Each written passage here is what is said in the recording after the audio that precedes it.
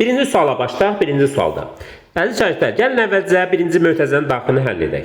Bilirik ki, bunların kəsiri, məxrəcləri müxtəlif olan kəsirləri tapmaq üçün ortaq məxrəci gətirək. Hər ikisinə ortaq məxrəc 20-dir. Onda birincinin tamamlayıcı vurğu 5'dir. Həmin tamamlayıcı vurğu sürətə vuracaq. Birinci tamamlayıcı vurğu 5'dir. İkinci tamamlayıcı vurğu 4'dür. Onda 5'i 3'ə vurduq. Neçə elədi? 15 plus o birisində 8'dir. Vuraq 23'də 4'dür. Bərabərdir. Birinci mötəzənin daxilini yenə həll edək. 15-8 neçə elədi? 23. Vuraq 4 bölək 23'dür. Buradan 23'lər ixtisar gedir. 4'dən də 20 ixtisar gedir. Burada 1, burada isə 5'dir. Cavabımız elədi 5'də 1'ə bərabərdir. Bu tip misallar 9-cu sinifdə və 11-ci sinifdə model olaraq həmişə imtahanlarda düşür. Gəlin növbəti suala baxaq.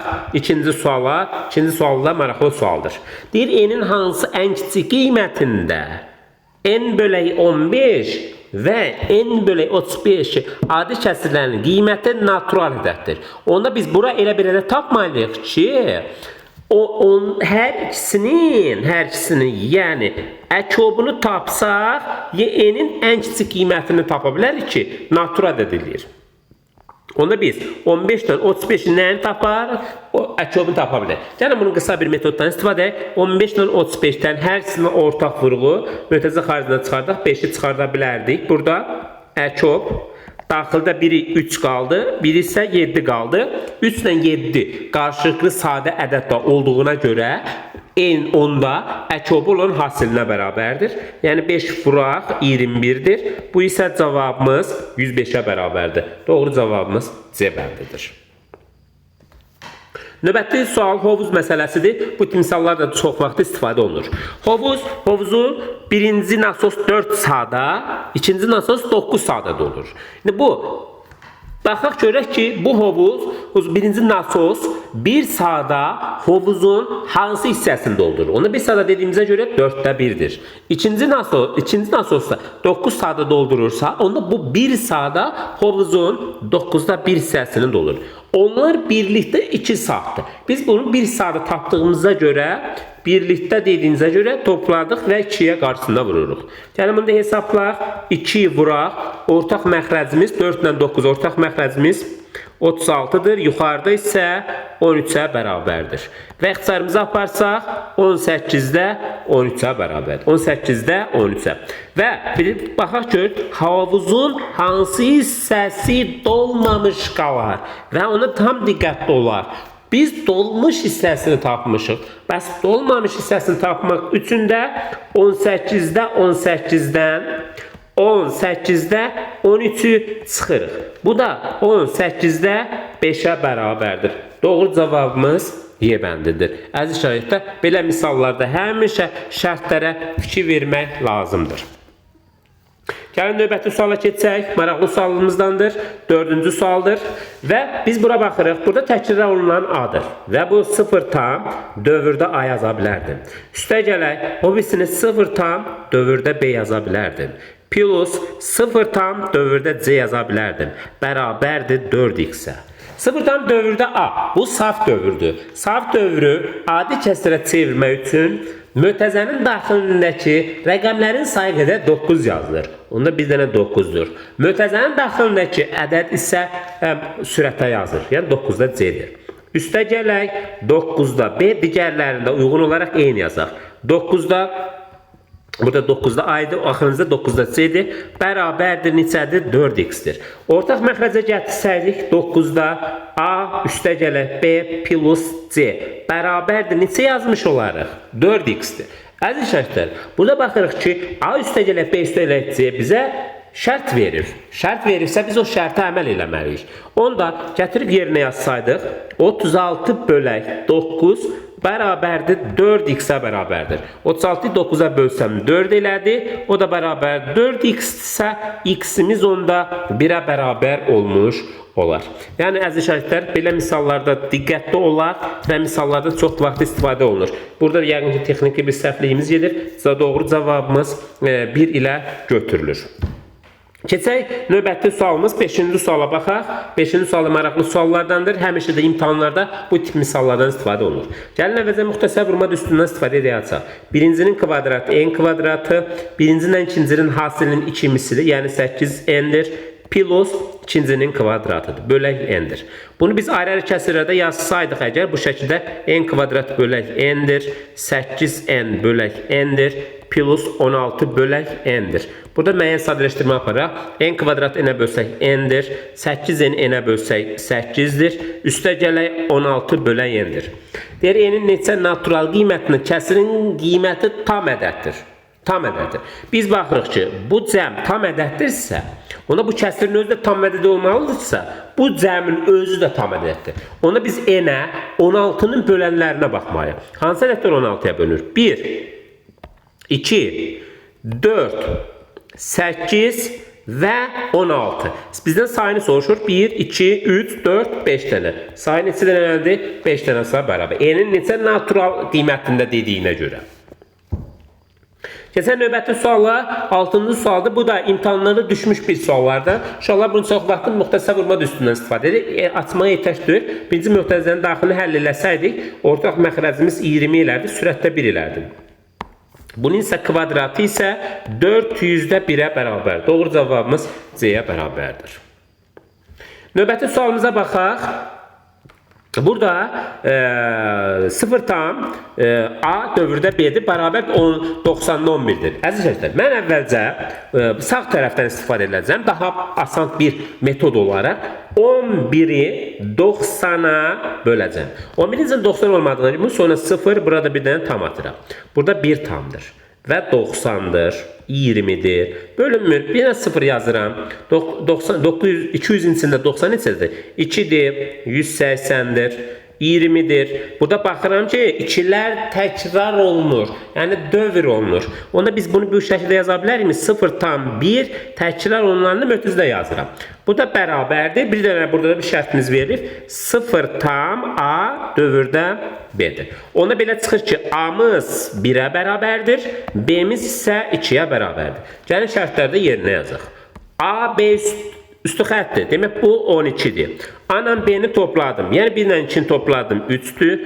Bölsəm neçədir? 4-ə bərabərdir. Sadəcə bu metoddan istifadə edərək bunun misalların cavabını tapmış olarıq. Növbəti sualım 8-ci sualdır. Bu da maraqlı sualdır. Daha tez tapmağımızda metoddan istifadə edəcəm. Yuxarıdan neçə dənə 4-ümüz var. Toplasaq neçə elədi ki?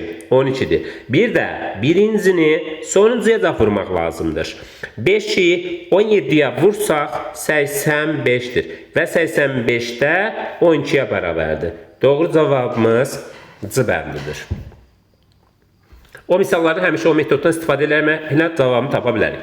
İndi burada isə A-A-A-dır. Bunu əgər şahidlər belə yazsaydım, 1000A, 100A,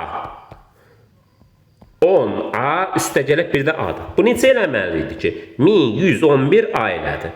Aşağıdakı neyini qaydada yazsaydım, 111 nə eləməlidir? Bölməni gəlin vurma ilə əvəz eləyək. Vuraq, məxrəc sürətə məxrəcə keçir. 111B, o birisi isə 11A-dır. İxtisarımızı aparaq. Apardıq, alar getdi. 100, 1000. 111-i də 11-ə bölsəm, 101-ə bərabərdir. Doğru cavabımız E-dir. Növbəti sualımız 10-cu sualdır. Maraqlı sualımızdan yenə bunu gəlin ortaq məxrəcə gətirək. 4-ə, 28-ə, 7-yə. Ortaq məxrəcimiz neçədir? Elə 28-dir. Birinci tamamlayıcı vuraq 7 idi. 7-yi 3-ə vursam 21-dir. Kiçikdir. 28-də n-dir. Kiçikdir. 28-də 24-dür. İndi 21 ilə 24 aralığında neçə dənə natural ədədimiz var? 22 var, 23 var. 22 ilə 23 cavabımız A bəndinə bərabərdir. Növbəti suala keçək. 11-ci sualdır. Maraqlı sualımızdan da yenə bu da bayaq yazdığımız saf dövrü kəsirdir. Bunu gəlin adi kəsirə çevirək gəlin. 4 tam 9-da 3-dür. Çıxaq 1 tam 9-da 2-dir. Bunu tapmaq üçün gəlin tamı tamdan çıxaq. 3 tam 9-da neçə elədir? 1-ə bərabərdir. 3 tam 9-da 1-dir.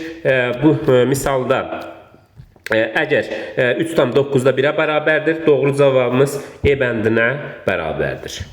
Əziz şagirdlər, burada digər varianta keçək. Eyni zamanda görə bilərik, bu bizim qarşı adi kəsrə çevirsəydik 9-da neçə elərdi? 8 elərdi. 9-da 28 elərdi. Bu da Y bəndində götürə bilərdik.